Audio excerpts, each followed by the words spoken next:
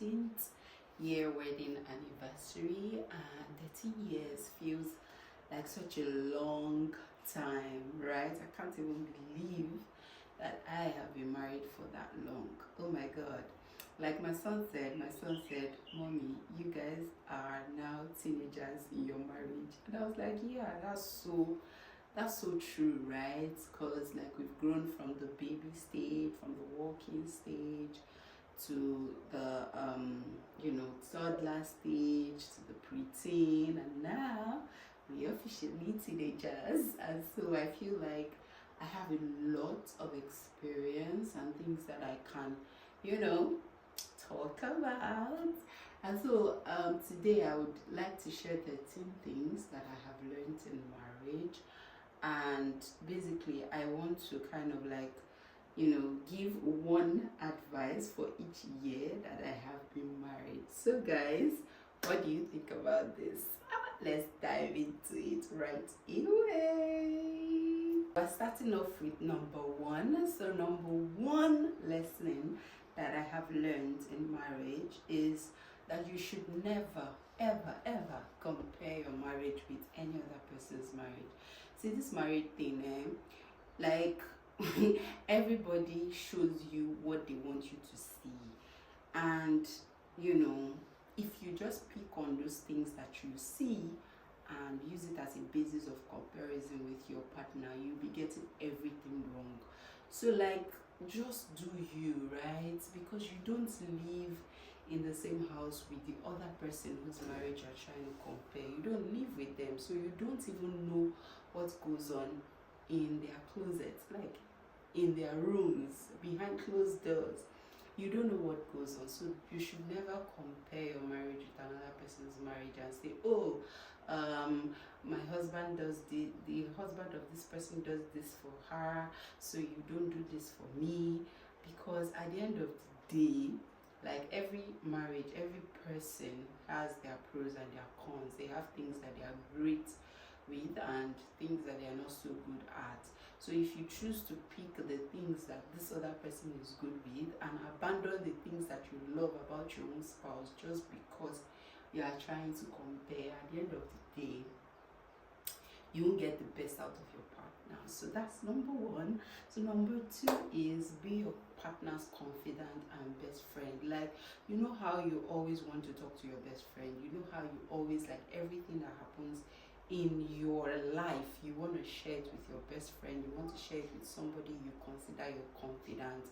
That person should be your spouse. I'm not saying you can't have friends. You should have friends. Yes, you can have friends, you can have loved ones and everything, and people that are close to you, but your number one best friend should actually be your spouse. This is somebody that you already share your body with, you share saliva with, you share kids if you have kids already with, you share a lot of things already. So what's there that you cannot share the most intimate parts of your life with this person? And you've already taken a vow that this person is going to be your number one, so you might as well make him your best friend or her your best friend and confidant.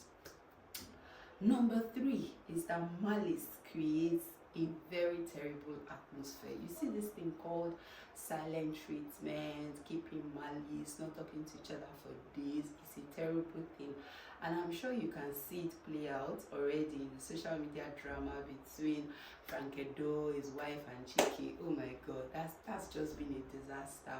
So like, malice has no place in your marriage. Like, the moment you start saying, I'm not going to speak to this person, I'm going to hold grudges, you already are creating a terrible atmosphere. Because like, for me, for instance, like I can't do it. Like, I can't go like a single day without talking to my husband. I can't even do it.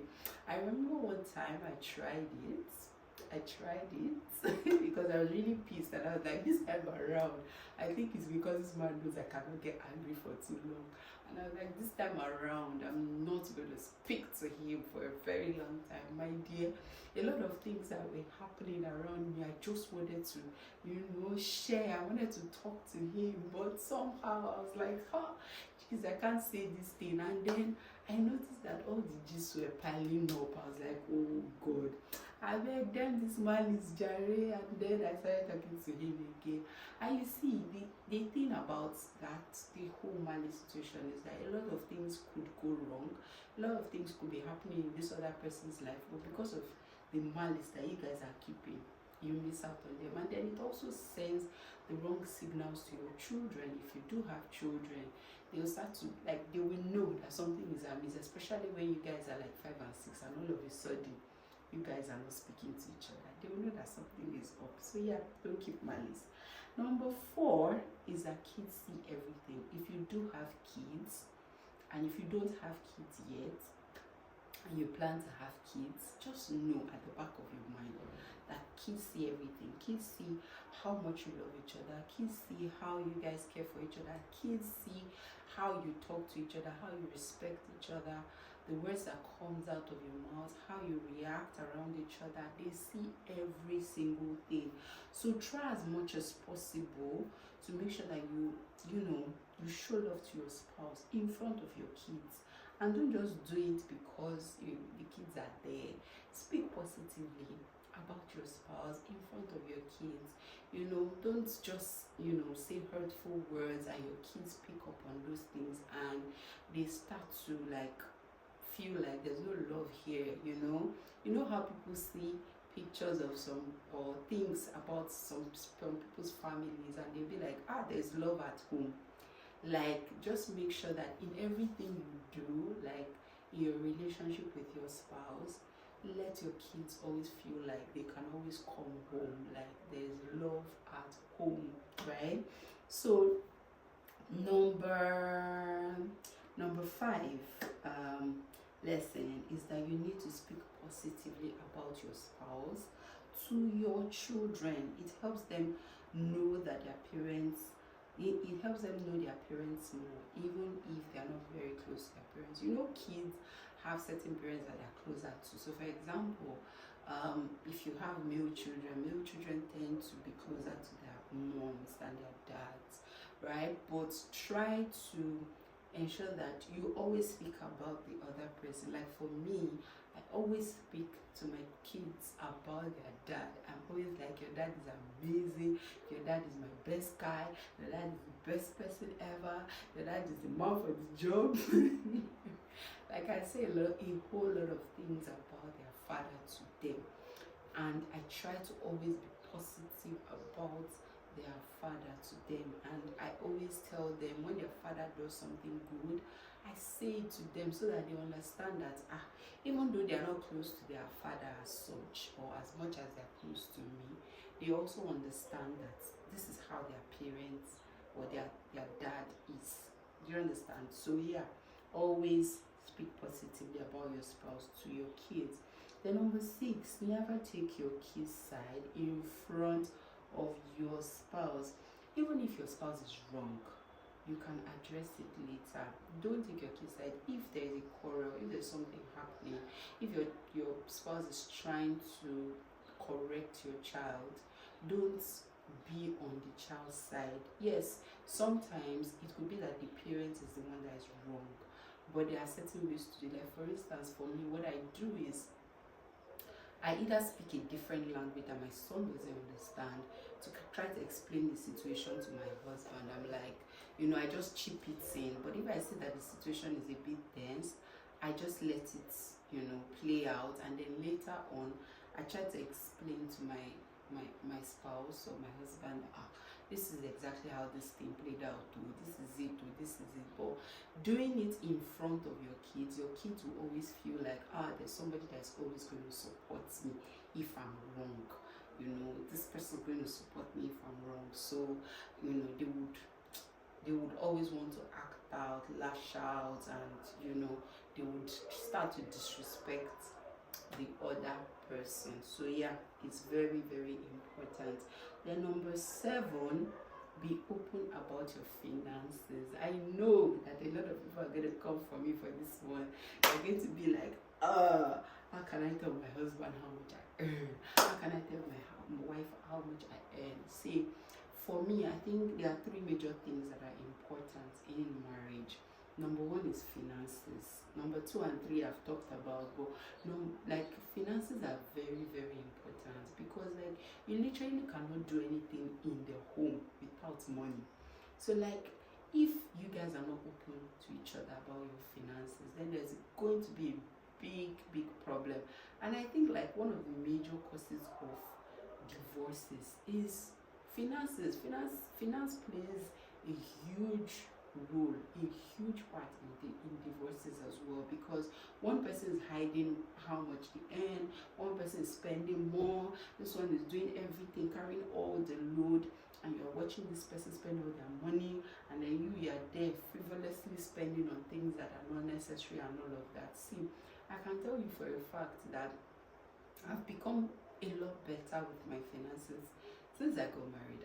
Before I was not like I wasn't prudent, but I wasn't like, you know, prudent, saving, investing, doing all of these things. I wasn't, but you know, opening up and sharing certain things about my finances helped my spouse, you know, advise me on things and all of that. And I my husband is a banker. Yeah, there was one time that I used to save money in his bank, the bank where he works. But I noticed that certain times he like, because he already knew how much, because he was my account officer as well. I now got angry one time. I was like, this man knows everything about my finances. And I went and opened a different account, and I was now putting my money there. But in the long run, I started to think about it. He's a banker, he has targets and everything. And I'm not supporting him in any way just because I'm trying to hide my finances from him. So what I did was to open up about my finances, open up about how I felt about his reaction to my, like, to having the knowledge of my income, because I feel like there are a lot of things that can be addressed when people speak. So I spoke about that. I don't like the way, because you know this, you know that, you feel like this, that. And it was addressed. And right now, there's no other place I would rather put my money in, because I'm like, if anything should even happen, or if anything wants to happen, he will know about it before I even know, right? So he'll be able to take action. If, for example, somebody wants to move my money, or somebody wants to do something silly with my account, I can easily reach out to him and say, guy, help me block this, or help me do this, or help me do that. So yeah, it's really important. I know you don't get there like in one day.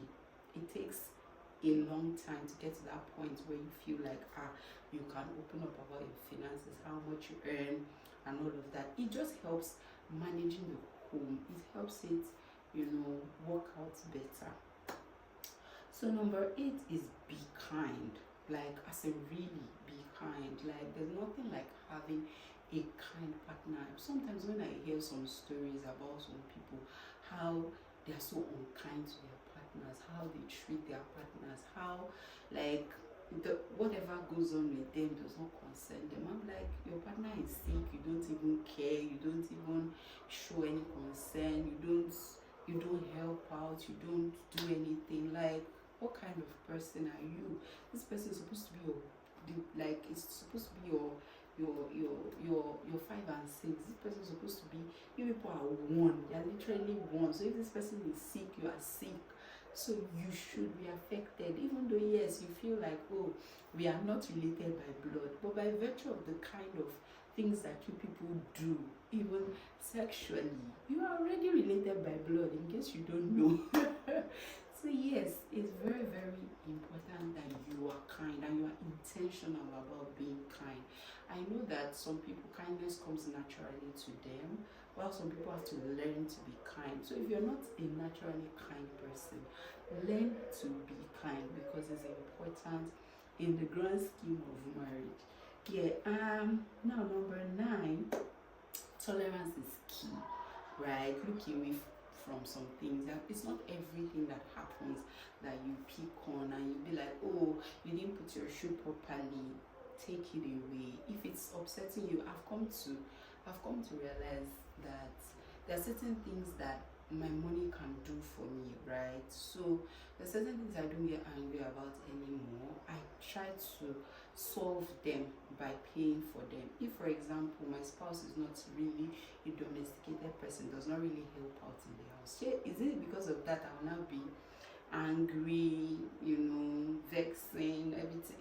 I just get somebody that can do the cleaning and both of us will have peace. Do you understand? Like, I noticed a long time ago, that I used to get angry that, oh, my husband will not do this for me, my husband, it's only me that does everything.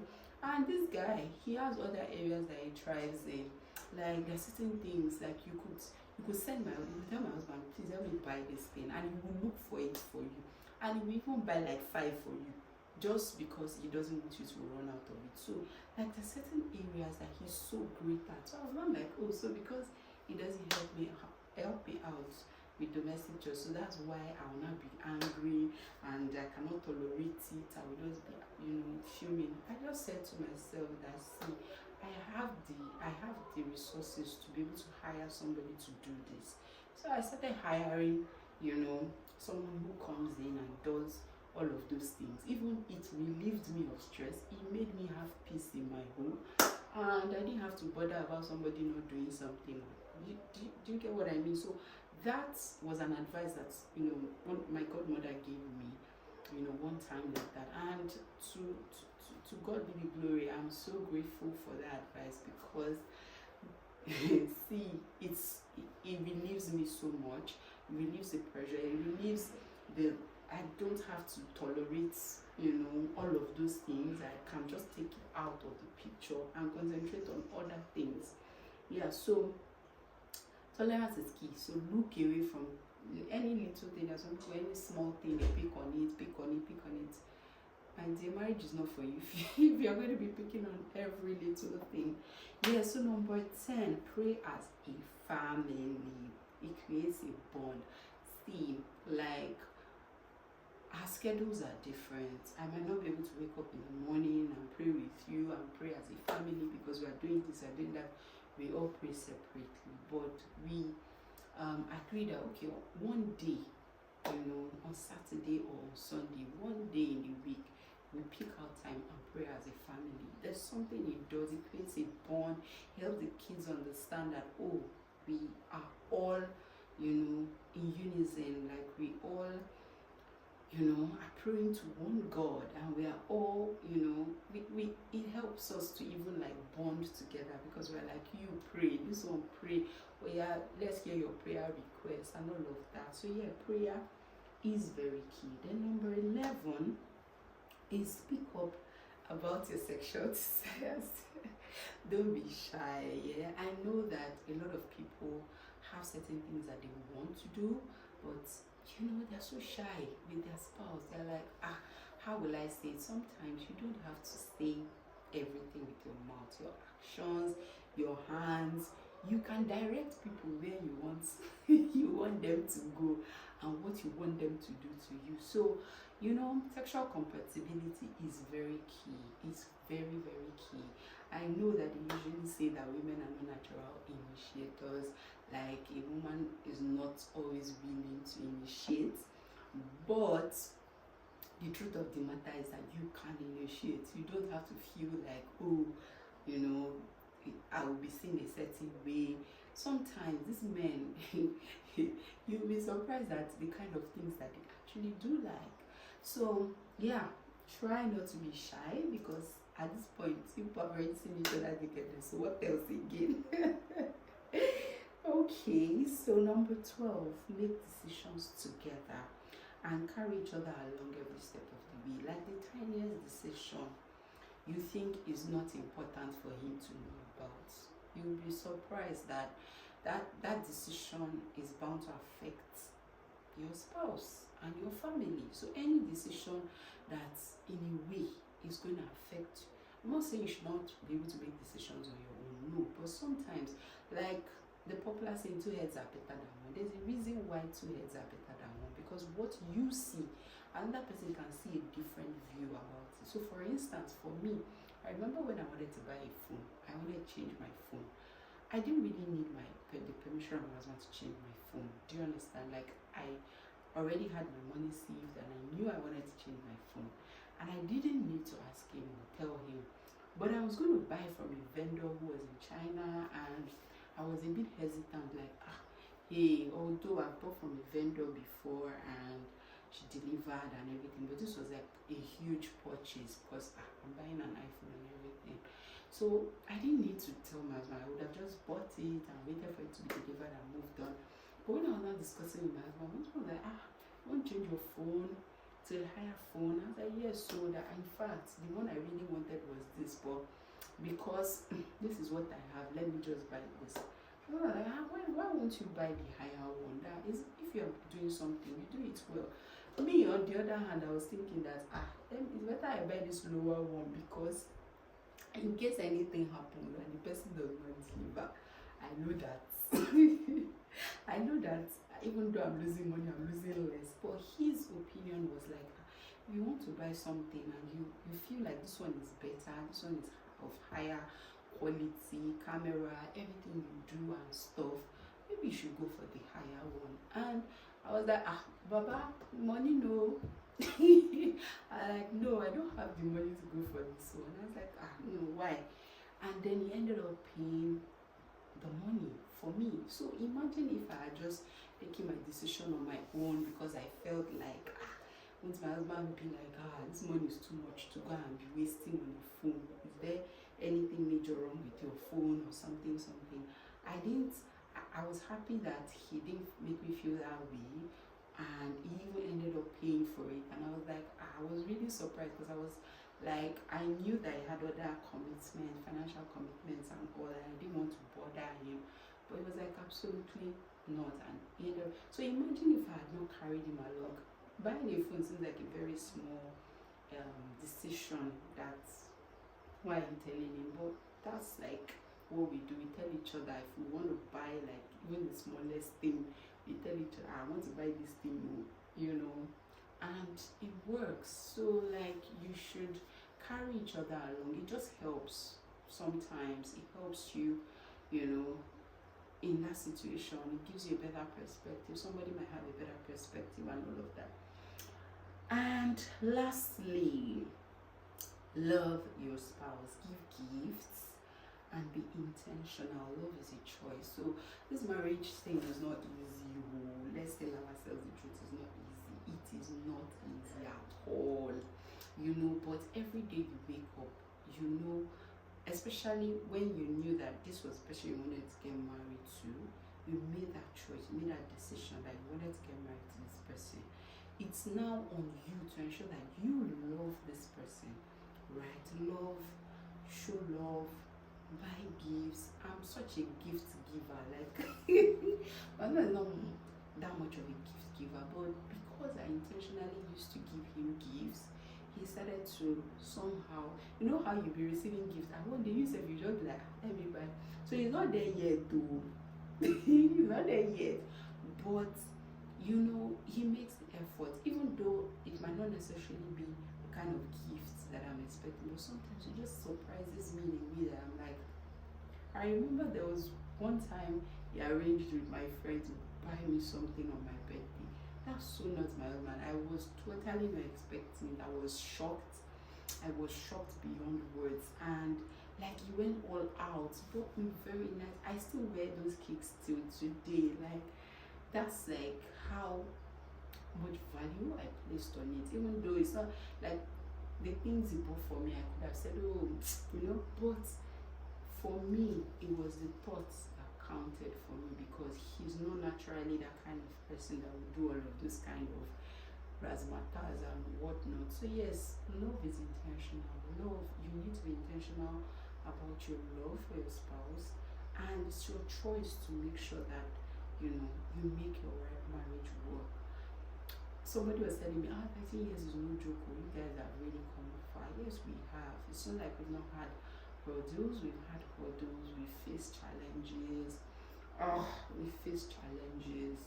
But at the end of the day, when you know that this is the person you've chosen to do life with, you make it work no matter what. You find a way around it. And truth be told, intentionality and making it work is not a one-man show. Two people have to intentionally make it work. So if one person is pulling the weight, one person is doing everything, and the other person is just like a bicycle, then there's going to be a challenge. So yeah, coming from a teenager in marriage, like that sounded off, but you know what I mean, like 13 years in marriage, so we are teenagers in marriage. So you're coming from me to you. I do hope you enjoyed this session, and yeah, see you in my next video. Bye.